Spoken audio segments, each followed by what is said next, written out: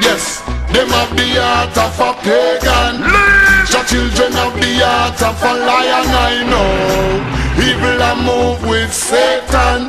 Righteous treading the countenance of the Almighty One. Them have the heart of demons. The children have the heart of a lion, I know. Evil and move with Satan. Righteous walk in the countenance of the Almighty One. Poor people see hostility rising daily.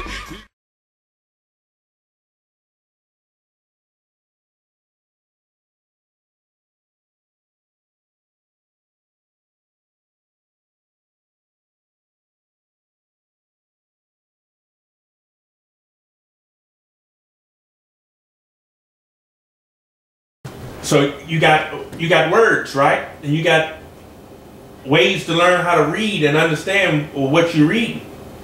Okay? There's a definition of grammar that's called prescriptive grammar. Okay? It's learn how to read, and it's based on the rules on how people should speak a language. It's in contrast to something called descriptive grammar, which describes the rules or principles which people actually use when they speak a language. Okay? Let me turn this off. Give me 1 second. Elijah online, state your name and location. Brother Elijah. State your location on the Zoho chat.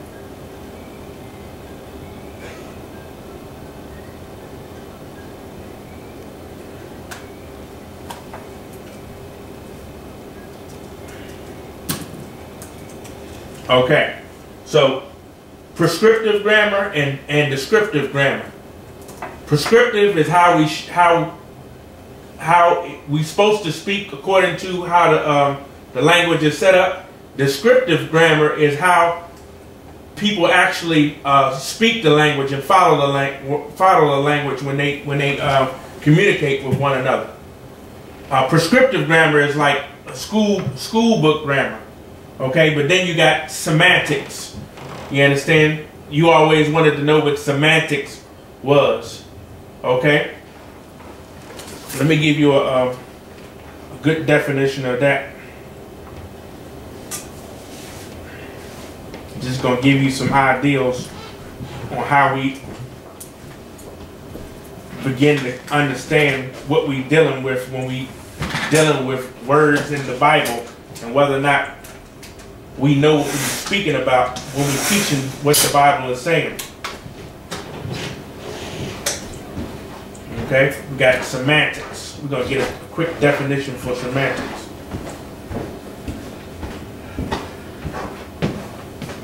This is going to help you to understand all of the phrases and the speak that the Bible uses, because it's basically slang. Okay. You can't look at the book through the white man's eyes, okay, and through the Christian eyes that he has set up. It's going to destroy you, because it's going to have you believing something that the Bible is not saying. Okay, so I'm gonna just go to I'm gonna go back to semantics, but I'm up at figure of speech. A figure of speech is any of several kinds of non-literal usage of words. Figures of speech are used to achieve an effect beyond the range of ordinary language. Okay? That's what a figure of speech is. Is used to achieve an effect, to make you think about, you understand, or make you see in your mind something that's out of the ordinary range of language.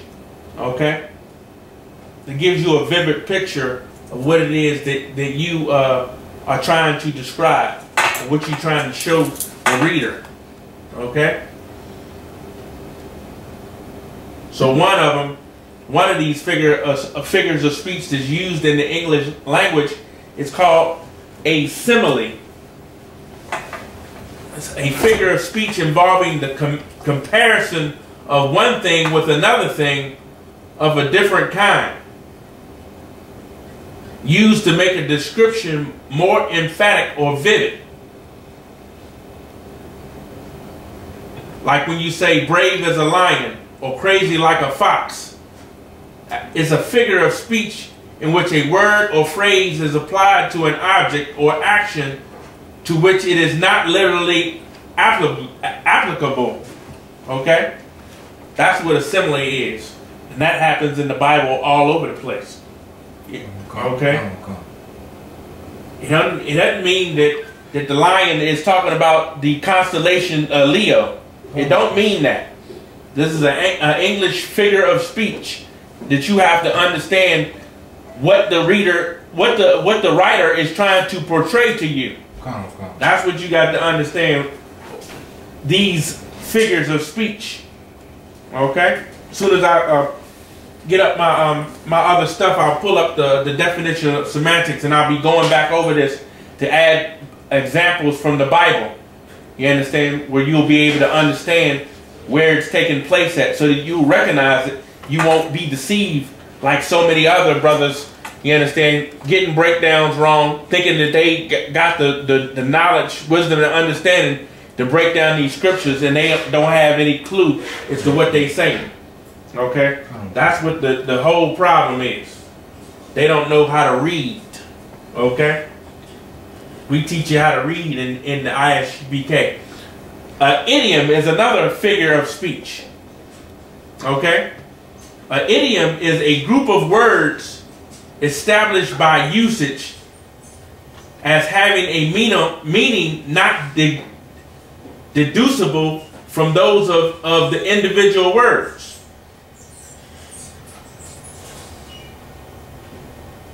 So it's a group of words established by usage, and it has a meaning that you won't be able to tell what you're talking about by the individual words that you're using.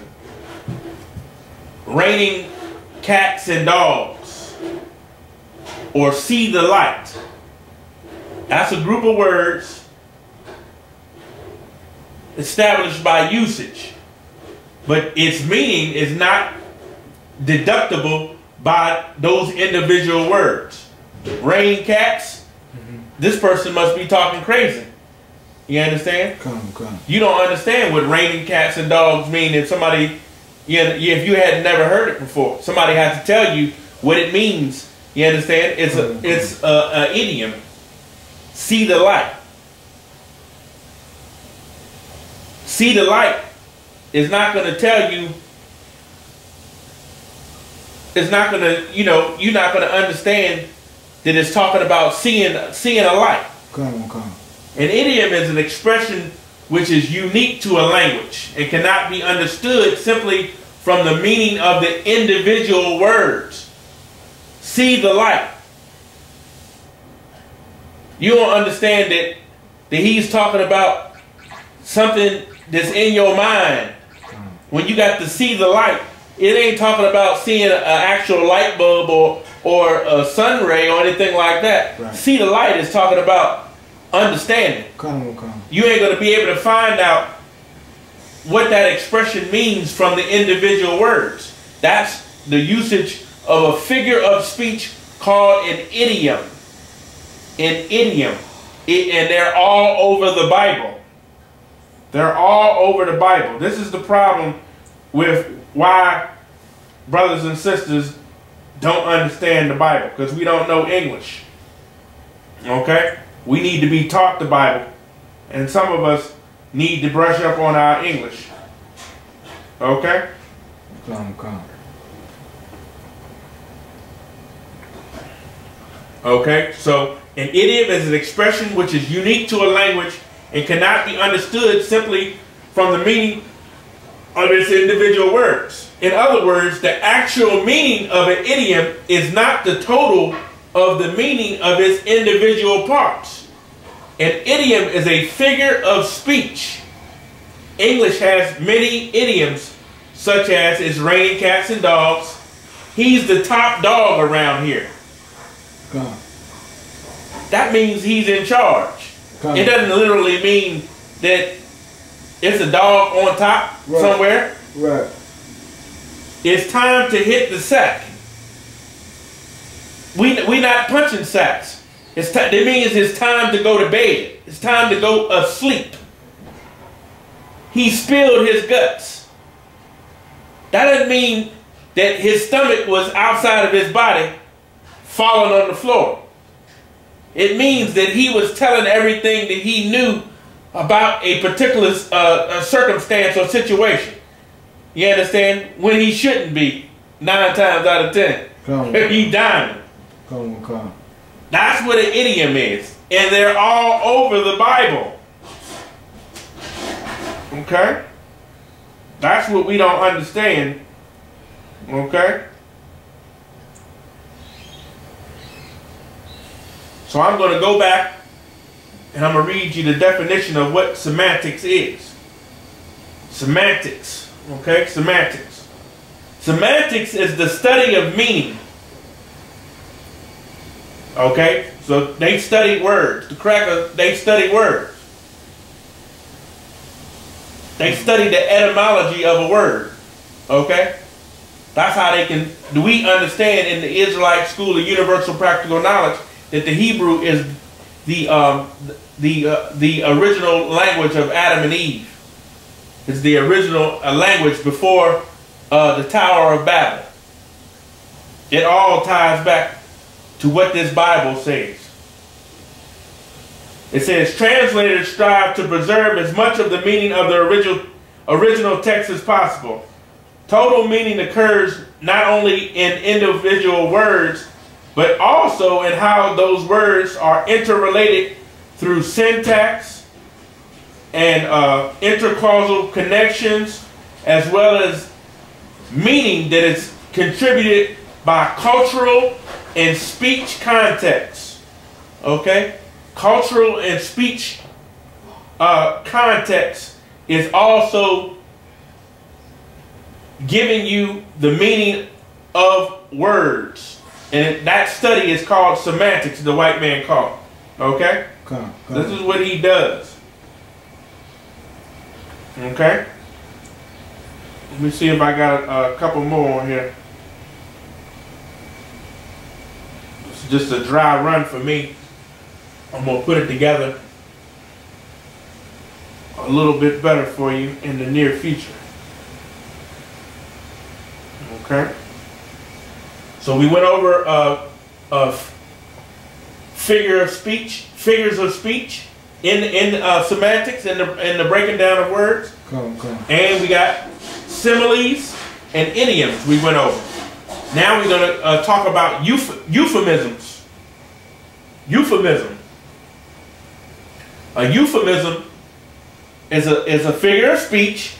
It says a mild or indirect word or expression substituted for one considered to be too harsh or blunt when referring to something unpleasant or embarrassing.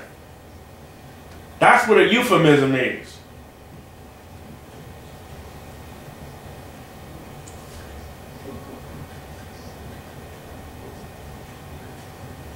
So instead of saying we're firing 1,000 people today from the job, the white man get on the TV and says that he's downsizing. Go ahead. Come. 202. State your name and location, please, for attendance purposes. On the Skype. Let's go on y'all, family. I was shopping like that. Tyrone calling from DC. Say one more time, brother. Tyrone calling from DC. Okay, Tyrone. Okay, no sweat, brother. Okay, so brothers do this all of the time. Put your phone on mute, Tyrone. Unless you got a question. Brothers use euphemisms all the time. I'll give you one out of the Bible.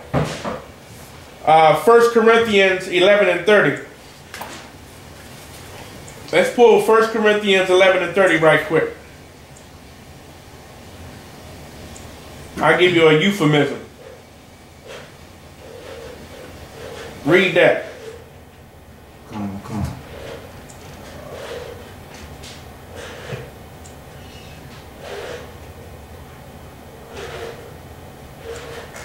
1 Corinthians 11 and 30. Sorry.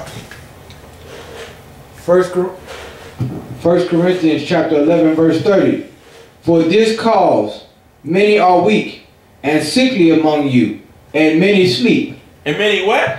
And many sleep. Sleep is the word that's euphemism, is used as a euphemism in this scripture. What does it mean? They sleep. Read it again. Come on. 1 Corinthians 11 and 30. For this cause many are weak and sickly among you. Many are weak and sick, right? Come on. Go ahead. And many sleep. And many sleep. So, what is this sleep is talking about? If you're already weak and you sick, and many sleep don't seem to fit with what it is that it's talking about. What is this actually talking about? What is it? It's substituted for the word sleep, substituted, because what he's about to say is too hard. It's too difficult. It's a hard thing to swallow. So what is he trying to say? Brother and sister, go ahead. Go ahead. According to Minnesota, he's talking about death. He's talking about death. Death. That's what he's talking about. There are tons and tons of euphemisms in the Bible. Okay? It's how black people speak. Euphemism. Understand that word right there. That's what you're seeing when you're breaking down scriptures. When you want to get the breakdown in the Thursday night class, what the teacher is showing you. Okay?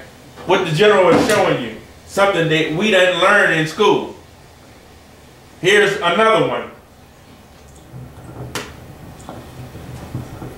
Metony. I'm not even sure how to pronounce it. Metony. Metonymy. Metonymy. Metonymy is figurative language in which a word or phrase is substituted for another with which it is closely associated with. Okay? That's a use by writers. They use metonies all the time. And there are metonies all over the Bible.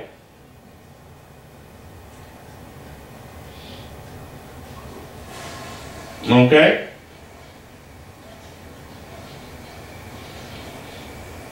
Let's see if I can pull an example for you. Okay? I'm going to go to Acts. Let me see. Like Officer Maya, he said dead also for sleep. Most High Christ. Acts 15 and 21. It says, for Moses of old time hath in every city them that preach him, being read in the synagogue every Sabbath day. So what is this talking about? It's saying Moses was preached of them.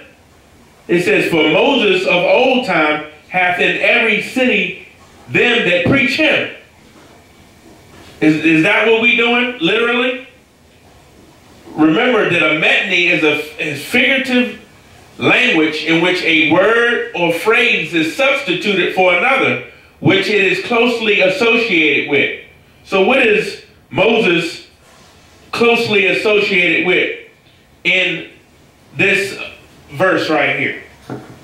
It says, for Moses of old time hath in every city them that preach him. They preach Moses in every city? Is it literally saying that? No. Well, what is it saying then? What is the metony? Anybody online? On Zoho, you can type it in on the Skype. If you know it, you can go ahead and take your phone on mute and give a shot at it. The teacher posed a question about Moses being preached. What does it mean? This brother Craig from Minnesota. Go ahead, Craig. Is he talking about the commandments? He's talking about the Old Testament laws. They just use Moses as a metonymy for him being preached, when it was really talking about what he wrote. He wrote the Old Testament laws. Jay from DC typed in the law, sir. Most High in Christ.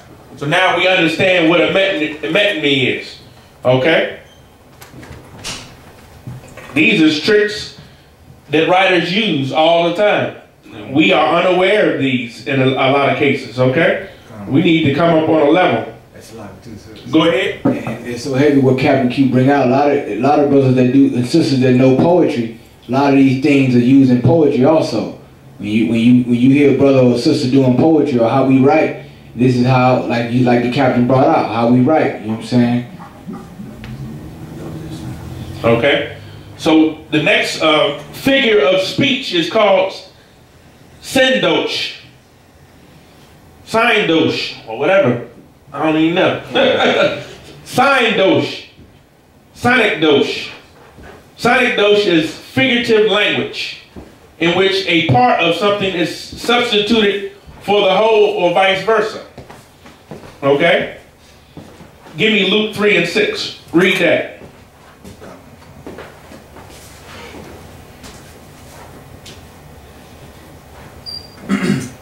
Luke chapter 3 verse 6.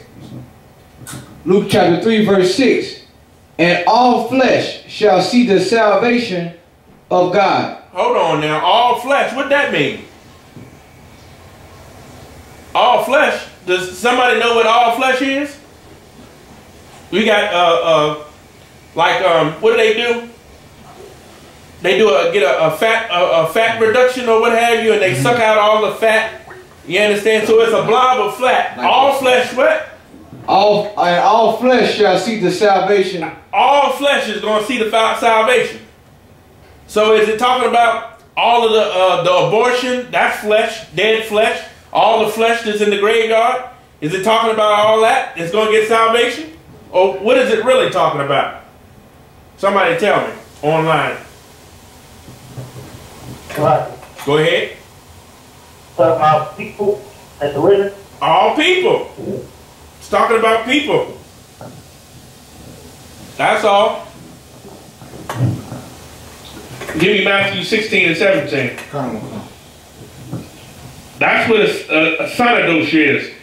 It's figurative language in which a part of something is substituted for the whole or vice versa. Read Matthew 16 and 17. Matthew chapter 16 verse 17. And Yahweh answered and said unto him, Blessed art thou, Simon Bar-Jonah, for flesh and blood have not revealed it unto thee. What is he talking about? Flesh and blood have not revealed it to you. Flesh and blood, did it talk to you? Go ahead. This brother Christ from Minnesota, he's talking about man, it's not revealed. Yeah, no man has revealed this to you. Ain't no man. That's what flesh and blood is. That's what a sonadosh is. Sonadosh is figurative language in which a part of something, okay, is substituted for the whole or vice versa. Okay? That's an example of what sonadosh is. It's a substitute. Come. Okay? So let's go to another figure of speech. Anthropomorphism. This is big in the Egyptology land. You understand? But they should have read the other four. They should have read the other four before they got down there. Anthropomorphism. You understand? They like to use this big word all the time. Okay? But they need to understand the other figures of speech. You understand? That's what their problem is. They don't know what a simile is. They don't know what a metaphor is. They don't understand context. Okay? That's what the problem is. I ain't even getting metaphor in here. Where's my metaphor at? They don't know what idiom is, a simile is. Let me get metaphor before we go into that. I ain't got metaphor. Where my metaphor at? Explain to you what a metaphor is. The general went over it the other day. Metaphor is a figure of speech where a word or phrase that ordinarily designates one thing is used to designate another. Ordinarily, it designates one thing, but it's used to designate another. Go ahead. Is it like a metaphor, like another word for like slang? One more time. Is there like metaphor, another word for like slang? He said, is it metaphor, another word for like slang? Slang. Huh. It's a part of the usage in slang. It is definitely a part of the usage in slang, where a word or phrase that ordinarily designates one thing is used to designate another. Black people do it all the time. Okay? Come. They do it all the time. Let me read on. It says, thus making an implicit figurative comparison. It's a figurative comparison when you take the ordinary designate and use it to designate something else. So you're doing it figuratively. Okay? It's an implicit comparison, a figurative comparison. Metaphors often can be translated literally, but if they are, their figurative meaning can be lost. And that meaning, of course, is the original author's intended meaning. Like when you talk to white people in slang, and right. What do you mean? Right. I went over to his crib. You understand? Come. He doesn't understand that it's a metaphor. Right. For my house, Come. my apartment. You understand? Come. My flat, my you understand? Come. My domicile, right. My tent, whatever. You understand? It's slang. They don't understand that. And like the captain said, and the white man, it show you he don't understand our language. Now they do understand the word freeze. When the police stop you and say you don't mean to be you, they know that word right there, freeze. I mean, put your hands in the air. You know what I'm saying? Don't move. You don't mean turn into a block of ice. You understand? That's what it's all about. Come.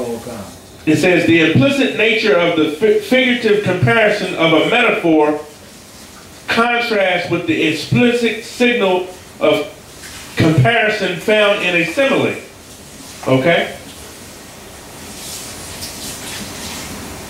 So I'm gonna give you an example. It says, with the explicit signal marked by a word such as, like, or as, that there is a figurative comparison being made. So it's telling you how a metaphor differs from a simile. A simile is for comparison's sake. A simile is a figure of speech involving the comparison of one thing with another thing. A metaphor is when you use a phrase that ordinarily designates one thing to designate something else. So it's replacement. It's not comparison. Okay. Simile does comparison. Metaphor, one word is replacing the other word, but if you understand what I'm talking about, then you'll understand, that is, I'm talking about house. I'm talking about a house when I say crib. That's a metaphor.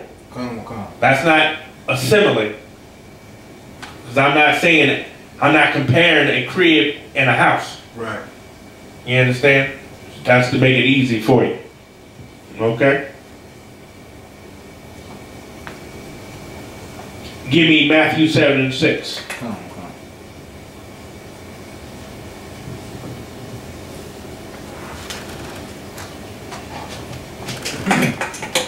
Matthew chapter 7. Matthew chapter 7 verse 6. Give not that which is holy unto the dogs. Okay, are those people literal dogs? Give not that which is holy unto the dogs. Is that what Yahawashi is talking about? Give not that which is holy to the dogs? No. Go ahead. This brother Craig from Minnesota. Go ahead. In this passage, I believe he was talking to the Greeks. And that's how he felt about them people. He was just referring and letting people know how he felt about them people. They were as dogs to him. Right. So he was using a metaphor. Okay? He was designated the Greek nations You understand? Or any heathen for a dog. He used dog as the metaphor that replaced the other nations or the Greeks. That's all it means. Okay? And then it says, do not throw your pearls to swine. I mean to pigs. Yeah, to swine. Are you actually thinking about throwing some jewelry into a pigsty? No, that ain't what he was talking about. He using pearls as a metaphor for wisdom, knowledge, and understanding. And pigs, he's talking about heathens again. The Greeks, the other nations. Don't give what's holy unto the Most High. Okay? I mean, don't give what's holy unto the heathens. Don't give what the Lord has for you that's separate unto something that's filthy and disgusting, a pig. Those are metaphors that they're using when he do that. When he's replacing one word with another word. But you got to understand where he's coming from. Okay? Or you're going to lose the intended meaning. You're gonna mess up the whole thing he's talking about if you thinking that he's thinking about taking some jewelry and throwing it into a pigsty. He ain't talking about that. That's the last thing he's talking about. Farthest thing from the truth. So we got to understand these figures of speech. Okay? So that was a metaphor. It's similar to a simile, but similes are comparisons. Okay? Metaphors is replacement of one word for another word. You understand?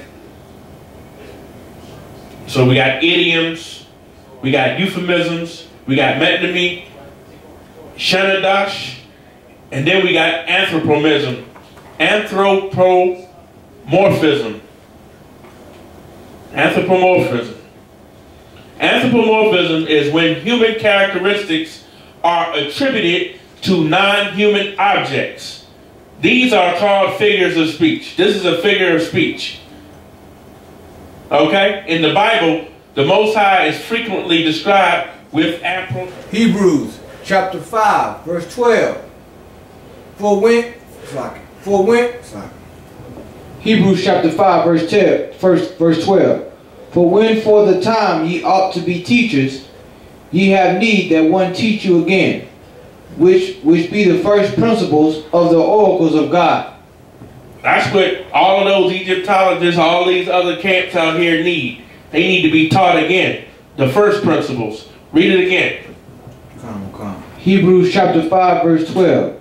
For when for the time ye ought to be teachers, ye have need that one teach you again. Everybody want to teach. Everybody want to do the lectures. You understand? But ain't nobody willing to be the student. That's what the problem is. Read on.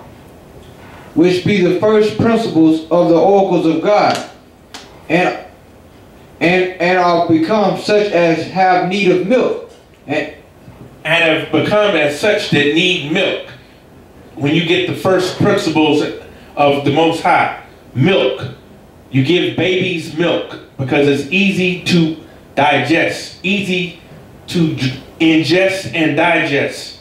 Okay, to take in and to get out the nourishment and then to get it out of your body. That's what you need in order to become a teacher.